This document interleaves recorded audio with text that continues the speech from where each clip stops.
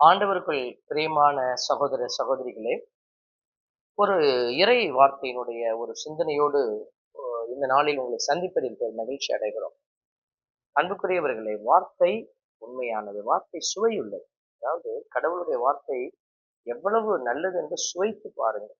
ஆண்டவருடைய அந்த அன்பை சுவைத்து பாருங்கள் என்று நமக்கு விவிலியம் அழைப்பு விடுக்கிறது. எப்படி சுவைத்து பார்ப்பது? இன்னைக்கு காலகட்டத்துல நம்ம பார்க்கிறோம், எல்லா மக்களும் ஒரு சுவையற்ற வாழ்க்கையை வாழ ஆரம்பிச்சிட்டாங்க. அதாவது ஓடுவது, காலையில எந்திரிச்ச உடனே ஒரு சுவையில்லாத ஒரு கண் விழிப்பு, ஐயோ இவ்வளவு பாரமா, இவ்வளவு பொறுப்பா, இவ்வளவு வேலையா என்கிற ஒரு வேதனையோடு எழும்புவது, அதே வேதனையிலேயே பயணிப்பது, சாப்பிடுவது, ஒரு உணர்வில்லாத ஒரு வாழ்க்கை. சுருக்கமா சொல்லணும்னா வாழ்க்கையில ஒரு சுவையற்ற ஒரு நிலை. அது ஓடி ஓடி ஓடி ஒரு கட்டத்துல மனிதர்கள் மீது வெறுப்பு, தன் மீதே தனக்கு வெறுப்பு, இப்படி பல்வேறு ஒரு வேதனைகளை இந்த மனுக்குலம் இப்பொழுது சந்தித்துக் கொண்டிருப்பதை நம்ம பார்க்கிறோம். இதுக்கு ஒரு மாற்றமே கிடையாதா அப்படின்னு சொன்னா, கண்டிப்பாக மாற்றம் இல்லாம எதுவுமே இல்லை. மாற்றம் உண்டு. கடவுள் அந்த கசப்பான தண்ணீரை மக்கள் குடித்து வேதனைப்பட்ட பொழுது, இந்த பாலைவனத்திலே இந்த கசப்பான தண்ணீரை விட்டா வேற வழியே இல்லை என்று நினைத்த போது, கடவுள் ஒரு புதிய வழியை காட்டி அவர்களுக்கு அந்த கசப்பை மாற்றுவதற்கு உதவி செய்தார். அதெல்லாம் உங்களுக்கு தெரியும். வாழ்க்கையில் இருக்கிற கசப்பையும் கடவுள் மாற்றுவதற்கு நமக்கு ஒரு வழிகளை காட்டுகிறார். அது என்ன வழி? அதுதான் இறைவார்த்தை. இறைவார்த்தையை வாசித்து அதை தியானித்து அதை உண்டு மகிழ்கிற பிள்ளைகள் நிறைவடைகிறார். அதாவது நம்ம டேர்ம்ல சொல்லணும்னா சுவை அடைவார். அவர்கள் செய்யக்கூடிய காரியங்கள் எல்லாம் சுவை உள்ளதாக மாறும். அதைத்தான் நம்ம வேதம் சொல்லுகிறது. கடவுள் எவ்வளவு நல்லவர் என்று சுவைத்து பாருங்க. இன்னைக்கு கடைக்கு போறோம், ஒரு ஹோட்டலுக்கு போறோம், அங்க நிறைய சாப்பாடு வைக்கப்பட்டிருக்கிறது. நீங்க எப்படி பார்த்துட்டு வந்தீங்கன்னாக்கா உங்களுக்கு நிறைவடைய முடியுமா அப்படின்னா இல்லை. அது எல்லாத்தையும் நம்ம வாங்கி அதை சாப்பிடுகிற போது, அதுவும் நம்முடைய உறவுகளோடு சேர்ந்து நம்ம பகிர்ந்து சாப்பிடுகிற போது அதில் இருக்கிற ஒரு மகிழ்ச்சி, நிறைவு. அதே போலதான் கடவுளுடைய வார்த்தையை சும்மா போய் கோயில்ல கேட்டுட்டு வந்தா அதுல நிறைவு வராது. பைபிள் எடுத்து நான் வாசிப்பேன், அது வாசிக்கிறதுனால நிறைவு வந்துருமா? அது ஒரு முதல் படி. என்ன வாசிக்கிறோமோ அதை வாழ்வாக்க முயற்சிப்பது. அதுல முயற்சி, ஒரு சிறிய முயற்சியை நம்ம வைக்கிற போது அதிலிருந்து நமக்கு கிடைக்கிற ஒரு மகிழ்ச்சி தான் சுவைன்னு சொல்றோம். அது வாழ்க்கையில நம்மளுக்கு பலவிதமான சுவையை கொடுக்கிற அடையாளமாக மாறுகிறது. இன்னைக்கு அருமையான நாள்ல ஒரு சிறப்பான செய்தியை உங்களோடு பகிர்ந்து கொள்ளத்தான் இந்த சிந்தனை. காரணம் என்னன்னா, நிறைய பேருக்கு ஒரு சந்தேகம் வருகிறது. என் வீட்டுல இப்படி ஒரு கஷ்டம் இருக்குது, என் பிள்ளைங்க இப்படி எல்லாம் இருக்கிறாங்க, நான் என்ன செய்யறது, ஏன் இப்படி என் வாழ்க்கையில இப்படி ஒரு துன்பம் என்று பதில் கிடைக்காத பல துன்பங்களுக்குள்ளே மக்கள் உள்ளாகி கொண்டிருப்பதை நம்ம பார்க்கிறோம். அவங்க சொல்லக்கூடிய ஒரு காரியம், நான் கோயிலுக்கு போனேன், நான் பைபிள் வாசிச்சேன், நான் எல்லாம் சரியாதான் செஞ்சேன், அப்ப எங்க பிரச்சனை? அப்பதான் அவங்க நினைக்கிறாங்க, இது தலைமுறை சாபமாக இருக்கக்கூடுமோ? கண்டிப்பாக தலைமுறை சாபம் என்று ஒன்று உண்டு என்பது வேதம் சொல்லுகிறது. தலைமுறை சாபம் இருக்குதா அப்படின்னு ஒரு கேள்வி கேட்டா கண்டிப்பாக இருக்கிறது. ஏன்னா பைபிள் சொல்லுது பாருங்க, விடுதலை பயணம் 34:7 சொல்லுகிறது, 1000 தலைமுறைக்கும் பேரன்பு செய்பவர் கடவுள், கொடுமையையும் குற்றத்தையும் பாவத்தையும் மன்னிப்பவர். ஆயினும், இந்த வார்த்தையை தான் நம்ம பார்க்கணும். ஆயினும் இவர் இவ்வளவு பேரன்பு உள்ளவராக இருந்தாலும் தண்டனைக்கு தப்ப விடாமல் தந்தையரின் கொடுமையை பிள்ளைகள் மேலும் பிள்ளைகளின் பிள்ளைகள் மேலும் 3ஆம் 4ஆம் தலைமுறை வரை தண்டித்து தீர்ப்பவர் என அறிவித்தார். இது அறிவிக்கப்பட்டிருக்கிற ஒரு உண்மை. பாருங்க, இப்போ இந்த வார்த்தையை நம்ம உள்ளத்துல வாங்கி தலைமுறை சாபம் என்று ஒன்று உண்டு, இது எப்படி நம்ம புரிந்து கொள்வது, கையாள்வது, இதுதான் இன்னைக்கு ரொம்ப முக்கியமான ஒரு விஷயம். அப்ப இந்த வார்த்தையை வாசிக்கிறப்ப தானே நமக்கு தெரியுது, பைபிளை வாசிக்கிறப்ப தான் தெரியும் அது உள்ள கிடக்கிற விஷயங்கள் என்னென்ன, அது நம்முடைய வாழ்க்கைக்கு ரொம்ப தேவையா இருக்கிறது என்கிறதெல்லாம் நம்ம புரிந்து கொள்ள முடியும். இப்ப இந்த தலைமுறை சாபத்தினுடைய காரியத்தை எப்படி கையாளுவது? நம்ம ஆண்டவர் நம்முடைய பொது காலத்தினுடைய 19வது வாரம் சனிக்கிழமையில வரக்கூடிய வாசகத்துல சொல்றார். இறைவாக்கினர் எசேக்கியேல் நூல் 18ல, பிள்ளைகள் அப்பா அம்மா பெற்றோர்கள் ஒரு புளிப்பான ஒரு திராட்சை பழத்தை சாப்பிட்டா பிள்ளைகளுக்கு அது பல் கூசுமா அப்படின்னு சொல்லப்பட்டிருக்கிறார். திராட்சை பழங்களை பெற்றோர் பிள்ளைகளின் பல் கூசிற்றாம் என்னும் பழமொழியை இஸ்ரேல் நாட்டை குறித்து நீங்கள் வழங்குவதன் பொருள் என்ன? ஆண்டவர் சொல்றாரு, இஸ்ரேல் மக்களிடையே வழங்கப்படாது. உயிர் அனைத்தும் எனக்கே சொந்தம். பெற்றோரின் பிள்ளைகளின் உயிர் என்னுடையது. பாவம் செய்யும் உயிரே சாகும். கடவுள் ரொம்ப தெளிவா பேசுறார். பாவம் செய்யும் உயிரே சாகும். அதுல வரக்கூடிய அருமையான வார்த்தைகள் பாருங்க. ஒருவன் நேர்மையாளனாய் இருந்து நீதியையும் நேர்மையையும் கடைபிடித்தான்.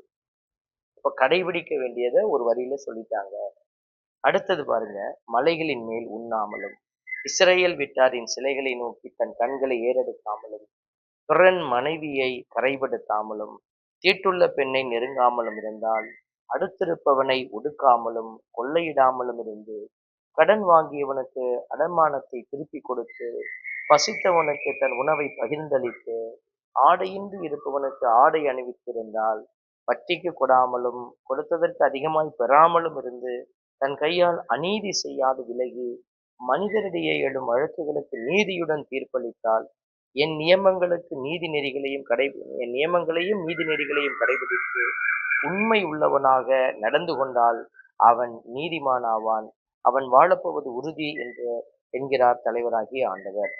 பாருங்க, இந்த வார்த்தைகளை எல்லாம் நம்ம அழகா எடுத்துக்கிறோம். இப்போ தலைமுறை சாபத்துக்கு வரோம். இப்போ ஒரு தாய் தந்தையிடமிருந்து அவங்களுக்கு எங்கிட்ட இருந்து வரும்? அவங்க அப்பா அம்மா சைட்ல இருந்து. அவங்களுக்கு அப்பா பக்கம் அம்மா பக்கம், இங்கிட்ட கணவன் பக்கம் அப்பா பக்கம் அம்மா பக்கம், அப்ப 4 பக்கத்துல இருந்து இங்க இறங்கும். இப்ப நமக்கு அப்பா அம்மா பக்கத்துல இருந்து இறங்கும். அப்ப பாருங்க, அந்த தலைமுறைங்கிறது இங்கிட்ட இங்கிட்டுமா வருது. எல்லா பக்கமும் சேர்ந்து தாய் தந்தைகிட்ட வந்து தாய் தந்தையிடமிருந்து பிள்ளைகளுக்கு அது பாஸ் ஆகுது. இப்போ என்ன நடக்கிறது? இப்போ ஒருவேளை தாய் தந்தையர்கள் நல்லா செய்ய வேண்டியதெல்லாம் பிள்ளைகளுக்கு சரியா செஞ்சுட்டாங்க அப்படின்னா, அவர்கள் என்ன செய்திருக்கிறார்கள்? கடவுளை நோக்கி கை உயர்த்தியிருக்கிறார்கள். கடவுளை நோக்கி அவர்கள் மன்றாடி இருக்கிறார்கள். கடவுளோடு இணைந்து செயல்பட்டு இருக்கிறார்கள். இந்த தீமைகளை எல்லாம் விலக்கி அவர்கள் வாழ்ந்திருக்கிறார்கள். அதனால என்ன செய்றாங்க? அவர்கள் மீது விழுந்த அந்த தலைமுறை சாபம் அவர்களை தண்டிக்காமல் அது அடுத்தது அவர்களுடைய பிள்ளைகளுக்கு கடந்து போகிறது. பிள்ளைகள் என்ன செய்யணும்? தங்கள் கைகளை உயர்த்தி கடவுளோடு அவங்க இணைந்து பயணிக்கணும். இங்க எதை செய்யணும்னு கடவுள் சொல்றாரோ அதை செய்யணும். எதை செய்யக்கூடாதுன்னு சொல்றாரோ அதை செய்யாமல் வாழணும். இந்த இரண்டையும் அவர்கள் கடைபிடிக்கிற போது அந்த சாபம் அவர்களை தாக்காமல் அவர்களுடைய சந்ததியான அவருடைய பிள்ளைகளுக்கு கடந்து போகும். இவர்கள் ஒரு நல்ல ஒரு தாயும் தந்தையுமாக இருந்தாங்கன்னா பிள்ளைகளுக்கு உண்மையை சொல்லிக் கொடுப்பாங்க. அப்படி சொல்லிக் கொடுக்கிற போது என்ன நடக்கிறது? அந்த பிள்ளைகளும் கரங்களை உயர்த்தி தப்பித்துக் கொள்வார்கள். இப்படித்தான் தலைமுறை சாபமானது கடந்து சென்று கொண்டே இருக்கிறது. அதைத்தான் 4 தலைமுறை 5 தலைமுறைக்கு அதை தாண்டி வருதுன்னா கை உயர்த்திக்கிறவன் தப்பிச்சு கொள்வான். ஆனா கடவுள் சொல்றாரு பாருங்க, உண்மையில் ஒன்றாக நடந்தால் நீ வாழப்போவது உறுதி அப்படின்னு சொல்றாரு. அவனுக்கு பிறந்த மகன் கட்டுக்கடங்காதவனாகவும், ஒரு ஒரு ஃபேமிலி ஜெயிச்சிருச்சு. ஆனா அவங்களுக்கு பிறந்த மகன் எப்படி இருக்கிறாரு? கட்டுக்கடங்காதவனாக. கட்டுக்கடங்காதவனா என்ன? கடவுளை தேடணும், ஞாயிற்றுக்கிழமை கோயிலுக்கு, இதுக்கு கட்டுக்குள்ள வாழ்ற வாழ்க்கை. இந்த கட்டுக்குள்ள வாழல. நான் எதுக்குங்க வாழணும்? கடவுள் என்ன பெருசா எனக்கு நேரா சொல்லிட்டாரா அப்படின்னு கடவுளையே கேள்வி கேட்கிற, அப்பா அம்மாவனுடைய வழிமுறைகளை எல்லாம் அவமானப்படுத்துகிற, அல்லது கோயிலுக்கு கோயிலை ஆலயத்தை ஒரு துஷ்பிரயோகம் பண்ணுகிற, இதுதான் கட்டுக்கு அடங்காத நிலை. வாழ்க்கையை இப்படிதான் வாழணும்னு வாழ விரும்பாத, எப்படி வேணாலும் வாழலாம், கட்டுக்குள்ளே வராத, அதுதான் கட்டுக்கு அடங்காத ரத்தம் சிந்துபவனாக அப்பா அம்மாவுடைய உழைப்புல வாழ்ந்துகிட்டு குடிச்சுக்கிட்டு உட்கார்ந்து இருக்கிறது.